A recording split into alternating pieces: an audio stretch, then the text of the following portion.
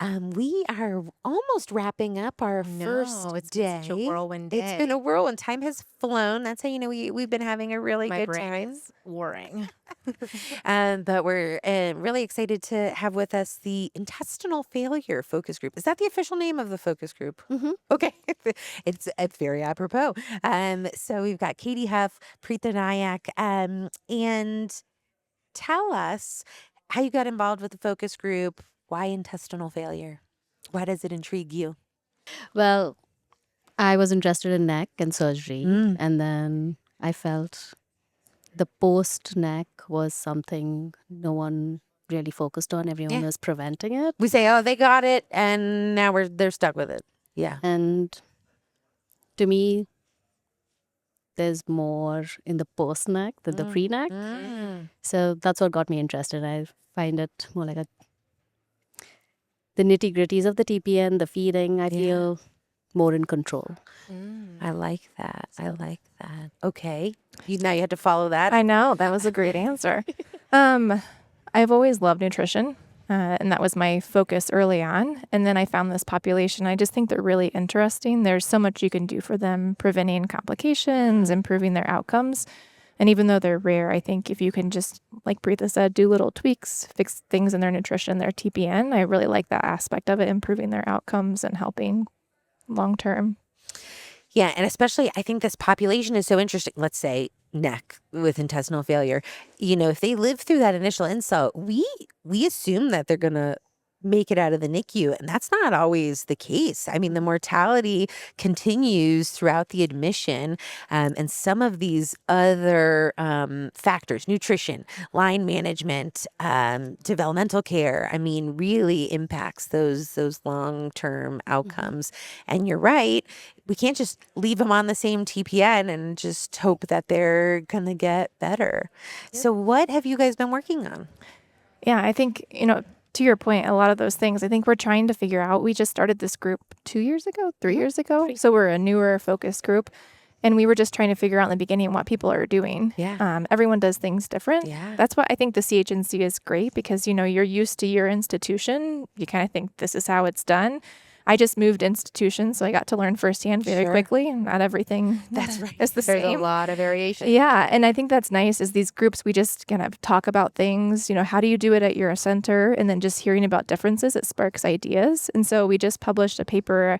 It was a survey, which sounds really basic, but just describing those differences between centers. So at the CHNC centers, I think we had 42, 43 that responded and just Great describing, response rates, the differences in those centers. Do you even have like intestinal rehab teams that follow these kids in the NICU?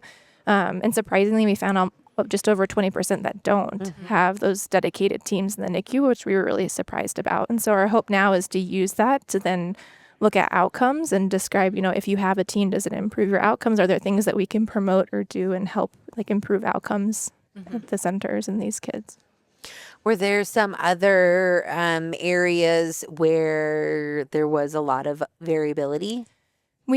Especially in the clinic, so because we also asked about outpatient, where these kids are going, all the clinics are different. They all have, either surgery or GI. That wasn't surprising, but it was all the other specialties. And I think that sparked an interest for us is then when we started talking about neurodevelopment, you brought up development.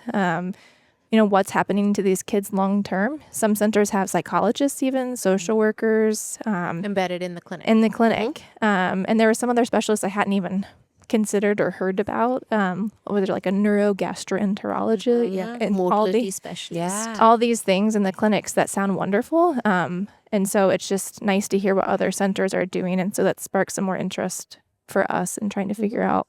And I think our next project is to focus on outside the NICU. What are we doing?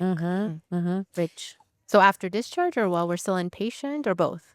both actually. So some of them go to the GI floor. They're here for months on end. What are we doing neurodevelopmentally for these children besides just making them lie down there? And more, we hope to get testing in-house so that we can start with the OT, PT, the physical, get them to reach their milestones in a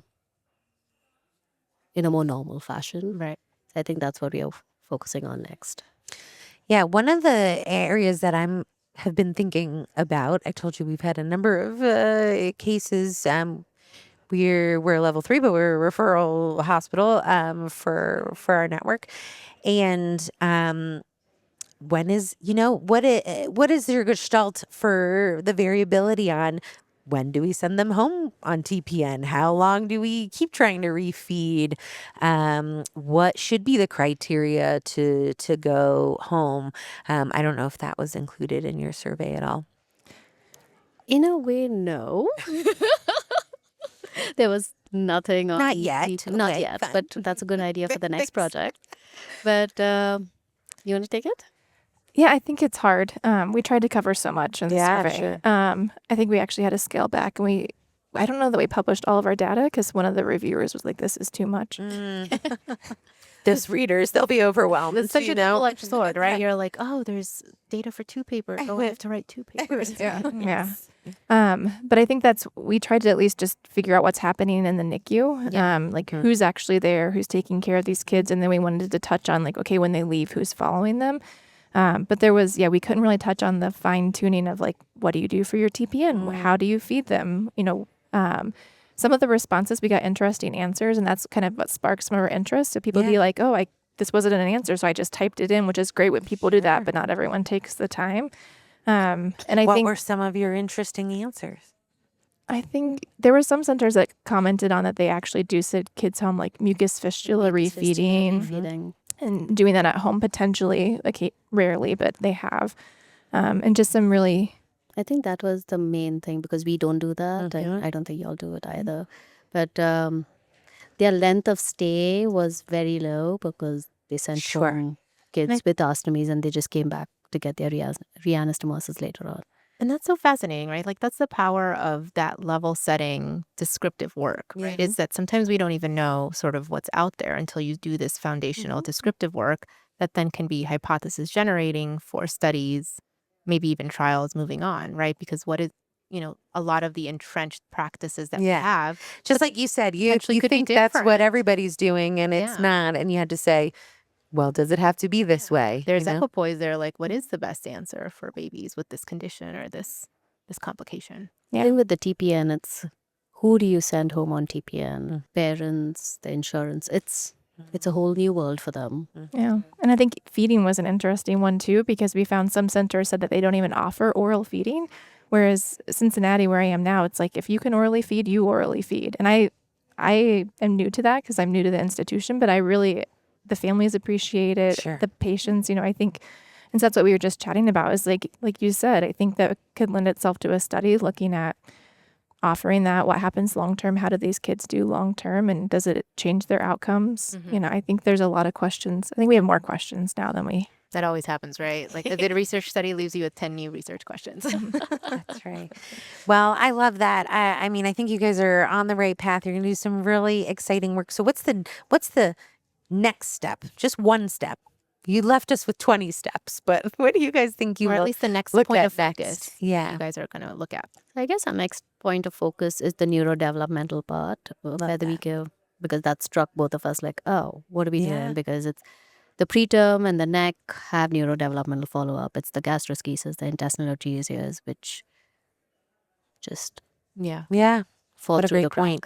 Yeah. So it's for them and those kids who don't quite meet the less than 32 weeks, which usually get the neurodevelopmental follow-up. Oh, that's so interesting, right? So you've identified potentially a subpopulation that does have some risk for different neurodevelopmental. Every surgery, the neurodevelopmental thing comes down, and we know that. So Yeah, anesthesia, prolonged hospital stays. Yeah, what a neat opportunity to help support those babies. It sounds like you'll be collaborating potentially with some of the hospitalists to take care of these patients even after they leave the NICU. Yes, we've been talking about some interdisciplinary collaborations and how CHNC helps connect people who really need to be at the table together. So maybe we'll see some of these intestinal rehab teams at CHNC. Well, we'll be looking for your next paper so that we can review it, learning more about intestinal failure. Thank you all so much for joining us. Keep up the good work. thank you. Thank you.